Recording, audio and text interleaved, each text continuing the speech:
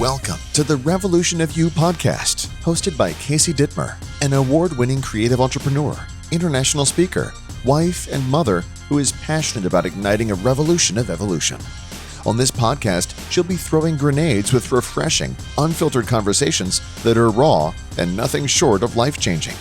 So buckle up, Buttercup, because nothing is off limits here.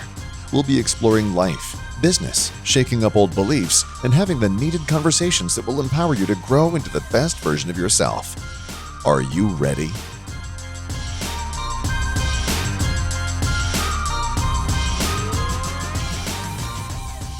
Hi, and welcome to the first episode of Revolution of You. I am so excited to finally be bringing this to you. It has been a long time coming. When I'm trying to decide what we were going to do for our first topic, I thought, well, why don't we talk about the one thing that has caused this to be delayed for so long? And that is fear. Fear is what has been holding me back. Fear is what has been delaying me. And so I thought this is definitely the go-to topic for our first episode. Fear is a bitch. It fucks you up in so many ways. It holds you back, but it also can be a very powerful driver. And so I thought today we are going to skim the surface of fear because it is a very deep and in-depth topic. No way are we going to tackle even a smidge of fear in one episode, but we're going to try. We're going to glance over it and get a brief overview, but I really wanted to focus on 3 camps of reaction that we have when we're faced with fear. And I think that by calling it out by name, being able to identify it is going to hopefully give us some tools so that we can take back control and use fear as a tool, use those reactions as a positive in our lives instead of allowing it to control us. And so that's what today is about. We're not going to go hot and heavy into fear itself. We're just going to talk about those 3 camps of reactions that I think really help us to begin the journey of controlling or taking control over fear. I really believe that fear is one of those emotions that has the biggest effect on our lives. And most of the time, we don't even know that it's a factor, that it's in play. It's like the subconscious little thing that pushes us and persuades us down certain paths in our lives. And we don't even know that that's what is doing it. And so the number one way that we take back control is to call it for what it is, call it by name, and identify it, because that gives us control back, right?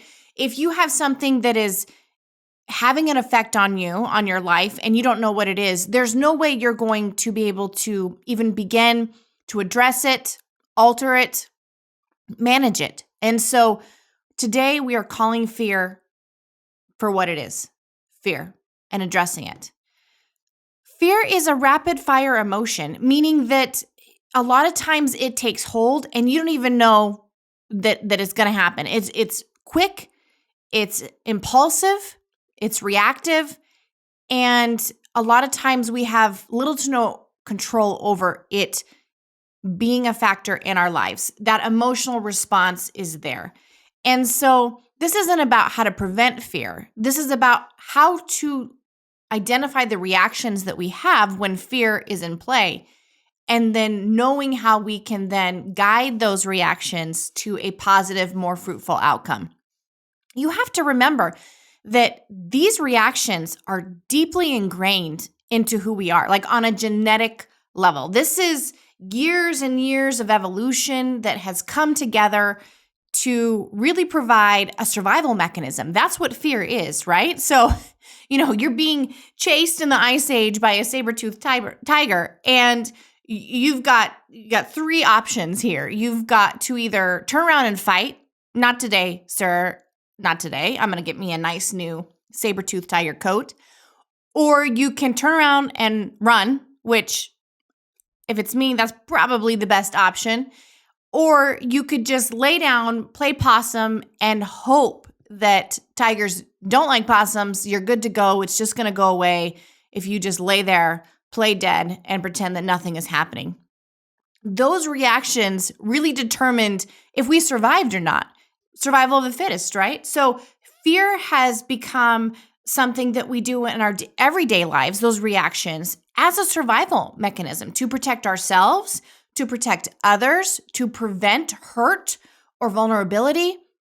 Fear isn't just that we're scared, it's there because it's there to protect us and provide us a survival way. It could be a small short-term scenario, like a physical altercation, or it could be a long-term scenario, something that we're going through that's traumatic, stressful, unknown.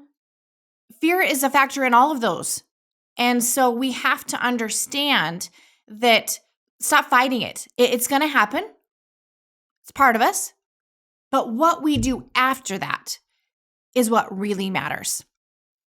So some examples that I want to get into for me, how fear has affected my life in both a positive and a negative way.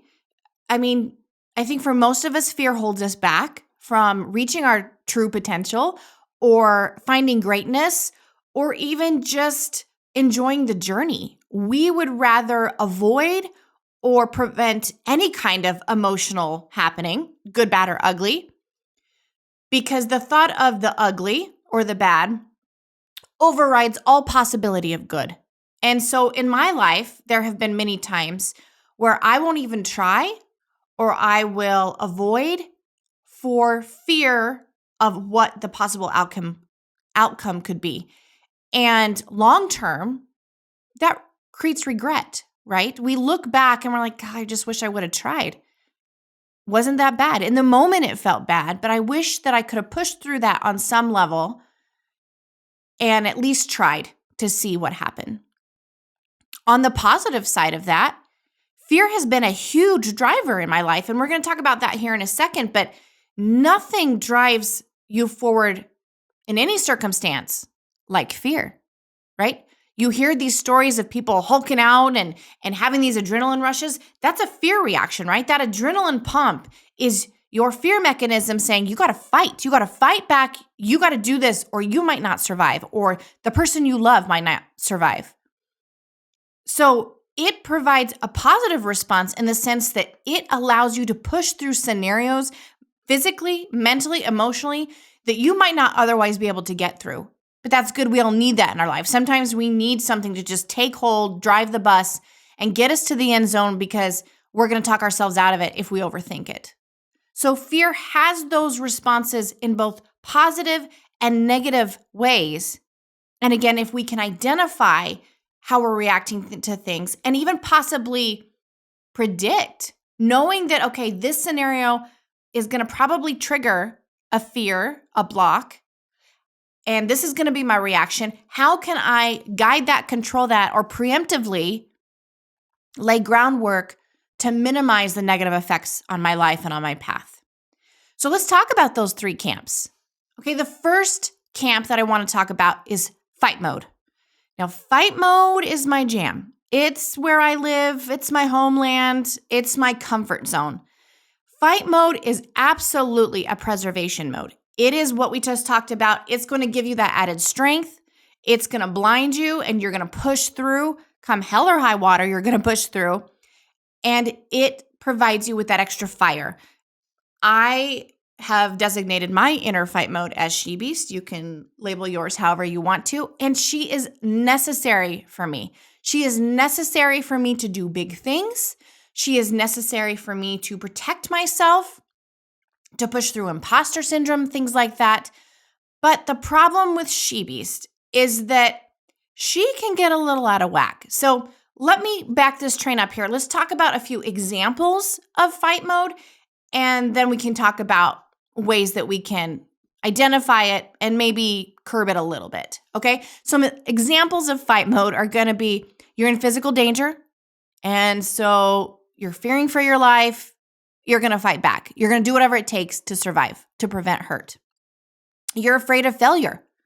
So you're going to grind, you're going to hustle, you're going to do all the things. You're going to push past all those other voices because you will do anything to not fail.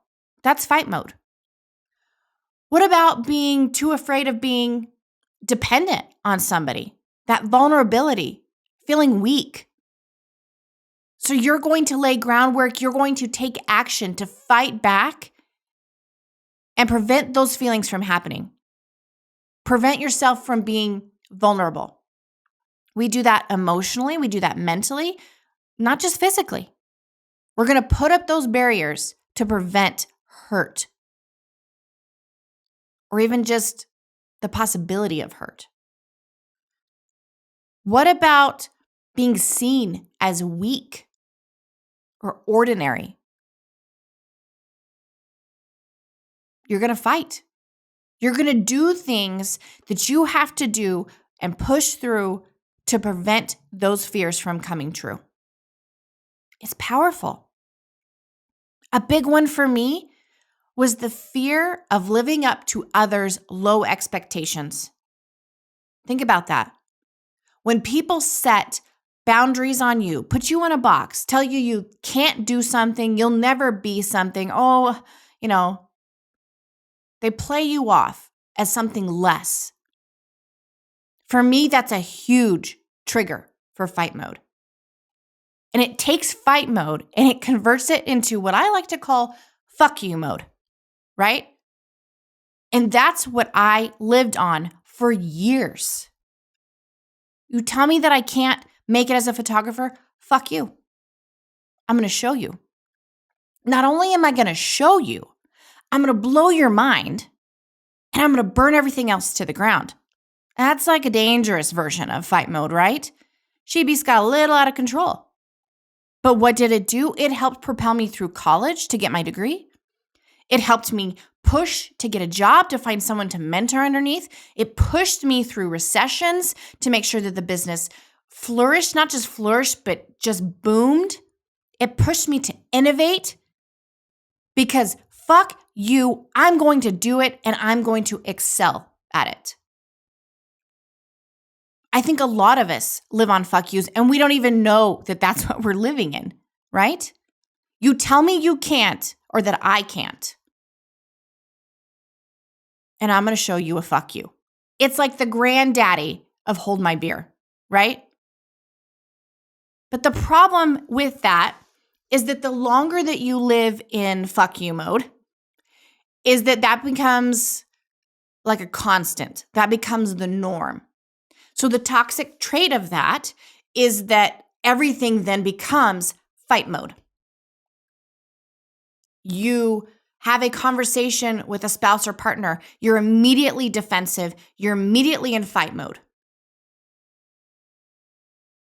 You have an altercation that could be just really a small confrontation, and you immediately go into heavy mama bear mode or beast mode, like I like to call it. My kids even call it beast mode. Now, again, time and place. It's beneficial sometimes, but not all the time. It takes away the ability to pause and to actually see the scenario as not a threat. Everything becomes a threat. Everyone, every competitor, every comment, everything in your life becomes a threat. And that's not healthy. You cannot function, you cannot maintain connective relationships when you are on the defensive 24/7.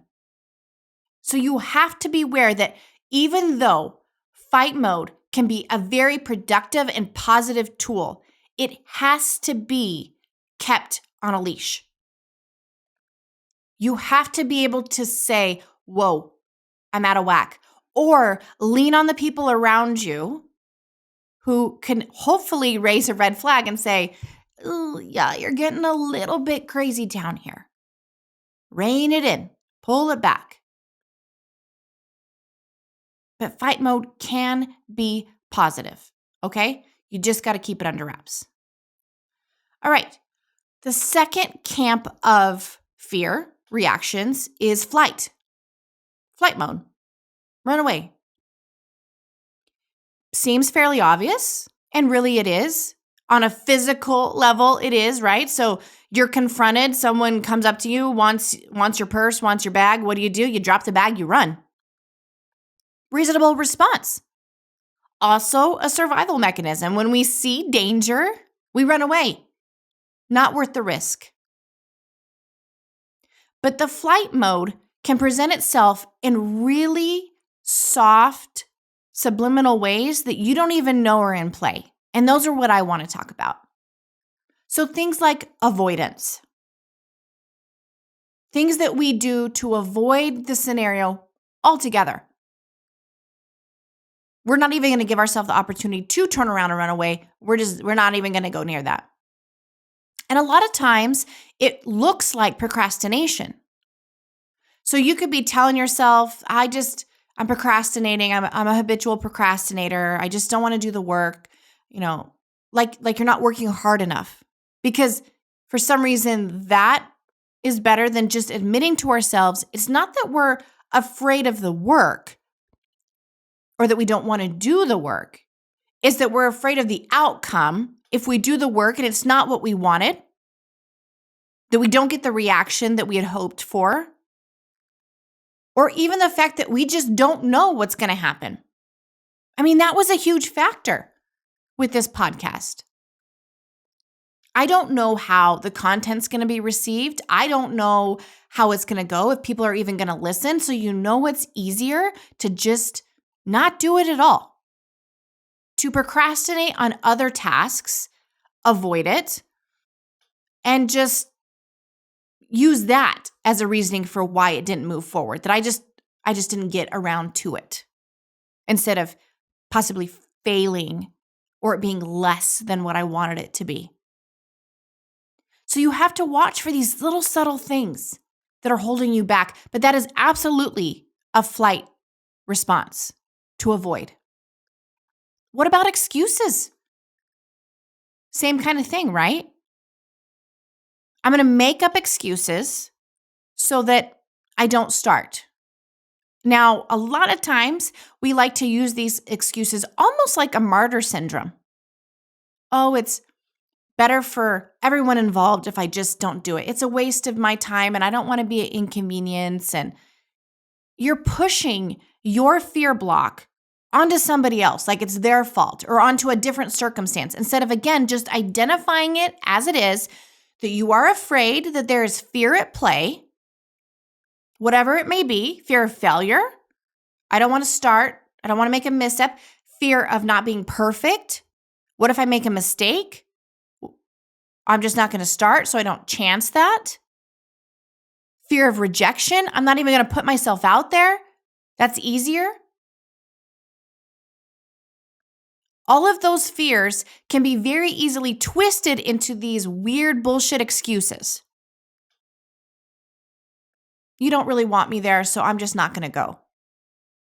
I am putting my fear and excuses and blame onto someone else for me not taking that risk.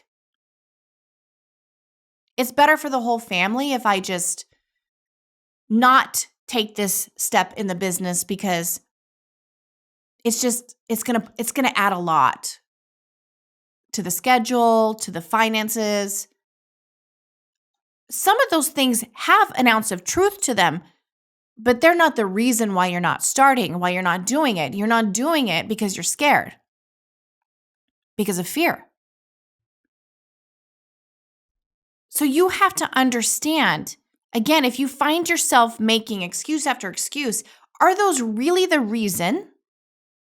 Or are you using those excuses as a reason to avoid, to run away? The last example of a quiet version of flight is numbing. Now, when we think of numbing, most of the time we immediately go to some kind of substance use for numbing. Hey, don't get me wrong. Those margaritas call often. And when that call happens, you need to answer that. But that's not what I'm talking about. We all need to decompress. We all need to enjoy and kick back. I'm talking about an excessive way of completing shutting down, like a disassociation type numbing. So we immediately think of substance numbing, but have you ever thought about productive numbing? Have you ever heard of that? I am 150% a heavy productive number. Look, I am a workaholic. We will talk about that in multiple episodes. It's a very long journey because it's very hard to change that wiring. But I was using productive numbing on the daily in such a toxic way that I didn't even know it was happening. So, what is productive numbing? Productive numbing is using work, a to-do list, projects to distract from what the actual problem is, and that is that you have a fear, and rather than facing it, you're gonna distract with something else. It's a huge problem in our society, huge. I think that hustle culture, to some degree, is a byproduct of productive numbing. And that we are telling people that not only is it okay, but is to be expected to just throw everything else aside and just work harder, because working harder will fix everything. Can you tell that's a trigger? That's later. Not today. For me, what did I productive numb about? Let's see here. I productive numbed about fear of being a good mother, fear that I wasn't a good wife, I wasn't enough, fear that I was going to fail and get the I told you so's, that as a creative entrepreneur, it was never going to work, that my imposter syndrome voice, who told myself that it was all smoke and mirrors and someday someone was going to figure out that it was all a charade, that was going to happen. What about the fear of being ordinary? I had multiple levels of fear that I was just numbing and working, trying to just quiet those voices. Because when you productive numb, that's what you're doing. When you numb at all with anything, substance, productive numbing, whatever it is, you're trying to quiet those voices. When the fear starts to creep in, the doubt, the imposter demons, those things, that's what you're trying to quiet down. And busy quiets the voices. The to-do list is how you justify the busy. So if you find that you have a constant to-do list, a never-ending to-do list, maybe pause and step back and say, are these things that actually have to be done all the time? Is there anything that I can scale back? Or do I just feel comfortable when my to-do list is heavy because it numbs the voices? I would find myself getting uncomfortable when I felt like I was getting caught up. What happens when you get caught up? Empty space. What happens to the person who productive numbs with empty space? The voices get louder. The fear takes over and it shuts you down. So you have to be aware. Now, I'm not saying that you shouldn't, again, do things to decompress, to distract. We need those distractions in life sometimes. That's absolutely okay. But I'm talking like a neurotic, illogical focal point. And I do this not only with work, but as I'm doing this workaholic recovery and I'm trying to shift my life, we found that I fell back into a new form of productive numbing, which was kind of funny. In a sense, my husband appreciated it at the time. But I'm working on the podcast, and I have the summit and work. And every time I would come up to a big step that I needed to take, all of a sudden I became this manic cleaner. Like, clean my carpets at 9:00 at night. Because, that's the best time of day to dive into a project like cleaning your carpets. Like, move all the furniture out of the living room and deep clean carpets at 9:00 at night. And my husband would come out in the house and he's like, what the hell are you doing? I'm cleaning carpets. It needs to be done. It's got to be done right now. Well, what was happening is as the day went on and the kids went to bed and the quiet settled in, the voices got louder. and I had to numb them. So I would jump into projects. My husband would go to work on a Saturday. I'd be fine. And then all of a sudden I wouldn't be fine. And he'd come home and the laundry room is tore apart, cabinets being repainted, machines out, full remodel, because I didn't want to hear the voices. Projects are good. My husband and therapist thought it was funny because, man, I got a lot of shit done around my house. And if you know me, I am not like a Susie homemaker. I mean, my house is picked up, occasionally cleaned. You need to give me like a 2-week notice if you're going to come over. Surprise visits are not appreciated. You will not be allowed in my front door. So for me to actually be like, I'm going to clean carpets, that's a big deal. And it took me actually having my therapist and my husband approach me and be like, what's going on? Something's going on here. What's triggering you? What is it that's causing you to do these neurotic actions? And I can tell you now that it was because of the voices, but even at the time when I was hearing the voices and building up anxiety, at the time I couldn't have told you that was what was triggering these productive numbings. I just was like, I got to do something. But as I go and as I learn about these reactions, I can then start to kind of preemptively identify it. I know that in the quiet after the kids are in bed and before we go to sleep, I am at risk for anxiety and fear-mongering.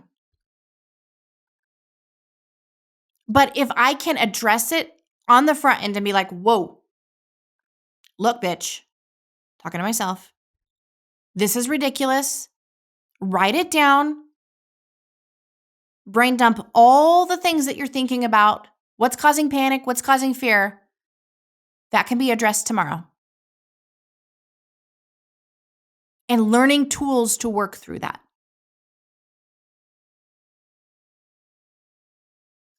And so flight can be just as dangerous as fight, if not more sometimes, because it's quiet. It sneaks. Sneaky little bastard. All right, so we've talked about the first two. Let's go to the last one. The last one is freeze. And I really think that freeze mode is, God, I think of Bluey. The second I think about that, I think about dance mode. It's how mom's brain work. You know, everything is associated with song, cartoon, those kind of things. But freeze mode is, I think, a place where most of us live professionally. It's what holds us back from doing really great things, big things. It is where we go. Well, think of it this way. Think of if you were trying to cross a creek, a muddy creek. You get halfway or 2/3 of the way across the creek, and then you get stuck in the mud. You can't go forwards. You can't go backwards, and you're irritated because you can see the other side. You can see the other bank, and you want to get there, but you're stuck in the mud. That is freeze mode. You want to move forward. You want to take these risks. You want to do something new, something big, but you can't figure out how to get your feet unstuck from the ick. That's where we like to live. And so you're just there. So, have you ever read the book Atomic Habits? I highly recommend it for multiple things. I reference it a lot through this podcast, so probably a good idea to pick it up. Great audiobook.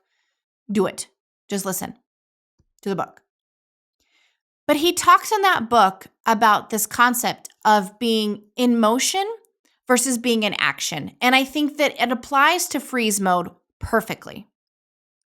What he's talking about is that when you're in motion, you are doing all the preparation, prep work, planning, all those things that are like support actions for the big things. And what happens is because of fear, we get stuck in motion because in motion is safe, very low risk. You're just doing the things that you need to do to take the big risky steps. But what we like to do is we like to sit there and like the spinning wheel of death on your computer, we just rehash the same shit. This podcast lived there forever. Because first I was going to stress about, I need to build a set and it needs to be perfect. And then I'm going to fester about the little piddly shit that I put on the shelf behind me because everybody cares about that, right? And then I'm going to plan more and the content, and I'm going to rehash the content. And now what order am I going to put the content in? And oh my gosh, what am I going to wear? All these things that, yes, they matter on a small level, but the one thing that I needed to do, which was sit my ass down and record, I wasn't doing because I was distracting over here with all the stuff in motion. And it's dangerous because we tell ourselves, no, I'm being productive. I'm working on it. I'm moving forward. Are you? Are you actually moving forward? Or are you just sitting there, wiggling in the mud and not going anywhere? That's where most of us go. And I would say that most big things, people who want to innovate, who have great ideas, great intentions, this is where their ideas and hopes and dreams come to die in freeze mode. Because they can just not find a way forward out of the ick. So you have your in motion. The inaction is when you actually take the steps that cause end results. Those are the risky steps, the big steps, the ones that are necessary to actually accomplish your goal, your end game, the product that you are wanting. I could sit and design all the sets, write all the content, plan until I was blue in the face. But until I actually sat down and record an episode, I did not have a podcast. That was my inaction step. And those are hard. But until we can identify the difference between in motion and in action, we will never move forward. Because fear holds us. So when you find that preparation has now morphed into procrastination, which is a flight response, then you need to tell yourself, wait a minute, I'm not actually being productive here. I'm stuck. How do we move forward from the stuck? And that's hard. What I can tell you is that it's little things that move you forward out of that ick. If you try to take big, looming action out of the in motion, you're just going to shut yourself down again because it gives you too much space to create, again, more in motion steps, allow more fear to come in and tell you why you shouldn't be doing it, more excuses. So small steps are the only path to move out of a fear, out of a reaction of fear. Because big steps are scary. And understand that great things take time. It's okay to take baby steps to get to the big things. Very few times one big leap is what it takes. It's not how it works. Small steps, focused, purposed steps. That's how you take yourself out of the mud. If you make a big action, you know what's going to happen in the creek? You're going to fall over face first in the fucking mud. Now you're messy, still stuck in the mud. Nothing's going to happen. Small little wiggles. I say it all the time. How do we eat an elephant? One bite at a time. That's what you have to do. So what I wanted to do today is I wanted to give you a few steps that are going to, or things, not steps, but actions that you can take in your daily life that I have to remind myself how to change my mindset, how to work through these stuck moments. They're just like little tricks. So I want to give those to you so that you can hopefully start to wiggle yourself out of the mud or change your path from turning around and running away or putting your dukes up and ready to fight everybody who crosses your path. So number 1 was exactly what we did here today. It was to identify fear and the reactions that it's causing us and how it's influencing our path, our personal paths, relationships, connections, business, professional, what that's doing to our lives. So see, step 1's already done. Step 2 is changing your mindset. And that's a big one, right? Because when fear takes hold, for me anyways, it completely swallows and engulfs my brain. So what I'm going to encourage you to do is to switch to fuck it mode. Please don't confuse it with fuck you mode. Fuck it mode is completely different. Fuck it mode is where when those voices start to come in and say, what if people don't listen to my podcast? Fuck it. Maybe they don't, but I'm going to do my best. I'm going to try. What if I make a mistake and it's not perfect? Fuck it. I'm going to learn. I'm going to grow. It's going to get better, but it's not going to do anything unless I take a step forward. Just do something. Remember, perfectionists, I'm talking to you from one perfectionist to another. This is why people use the quotes, done is better than perfect. Right? Just do something and then you can go from there. But to sit there and either run away and not try at all, or to freeze and just sit there and mull it and then cause anxiety because nothing's getting done is not doing anybody any good. So either shit or get off the pot. I mean, I know that's like an old saying, but isn't it true? Like, just do something because otherwise nothing's going to happen, right? So the third thing that I would encourage you to do is change your mind towards that uneasy feeling. So it's like a re-identify what that is. What am I saying? I'm saying that the body's reaction and how it processes anxiety and excitement is very similar. Think about that. The butterflies in your stomach, the change in your heart rate, sweaty palms, anxiety and excitement, same thing, right? The main difference is how we mentally identify it and then choose to deal with it. So anxiety is a negative, right? So we immediately say it's bad, it's a negative, it needs to go away, I need to shut that shit down, put it in a box, avoid it, whatever. I go into a fear mechanism, right? Whereas excitement is the opposite. Excitement, we want to lean in, we want to harness it, we want to ride that train. It's a good thing, we like it. Those of you who are adrenaline junkies, you really like it.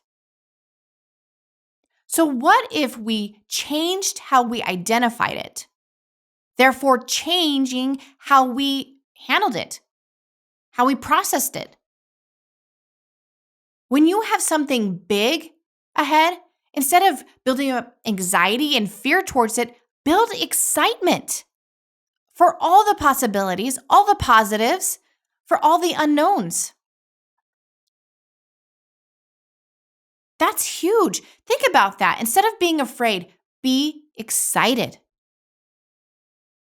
And that can happen on the small things as well as the big things. And lastly, grant yourself some grace. We are going to make mistakes. We are going to change our minds, and that is okay. If you get down a path and discover that, yes, there's fear attached to this, but there's also other reasons that maybe this is not the right path, it is okay to change your mind, to change course, and try something else. Allow yourself grace for the journey. So many times we get so focused on the end results that this is what we want, this is what we've planned. I'm like that. I'm a control freak, so I want to know all the things. The unknown causes me massive fear and massive anxiety. But the problem is that the universe a lot of times has something else, maybe not completely different, but maybe like a little sideshow or another lesson or a little path that would be amazing. And we're not going to even get to explore that if we hold on to things so tightly that we do not allow for that journey to even happen. If we would rather run away or freeze than maybe possibly allow the chance for the unknown to happen. Great things come from failure, unexpected results, seeing where things go, allowing yourself grace to just enjoy the journey. See what happens. And that's hard. That's giving up that control. So don't maybe give up complete control, but I'm just saying being open. Open to the possibility of something else, something new, something great. But by changing your mindset, allowing grace, living in the land of no fucks, it gives you back the power to identify fear and say, I see you, and I'm now going to take control of you, and I'm going to use you as a tool to get where I want to be, to get what I want, rather than you controlling me and preventing me from anything good. That's powerful. And you can do it in baby steps. You got this. Thanks for joining me today. We're going to talk soon. Thank you for joining The Revolution. Don't miss any future episodes by subscribing wherever you listen to podcasts. Don't forget to become an agent of the revolution at revolutionofyou.net for exclusive content and to submit your questions and ideas for discussion. We would greatly appreciate you rating us and sharing with others who could benefit from joining the conversation. Thanks for tuning in. Talk soon.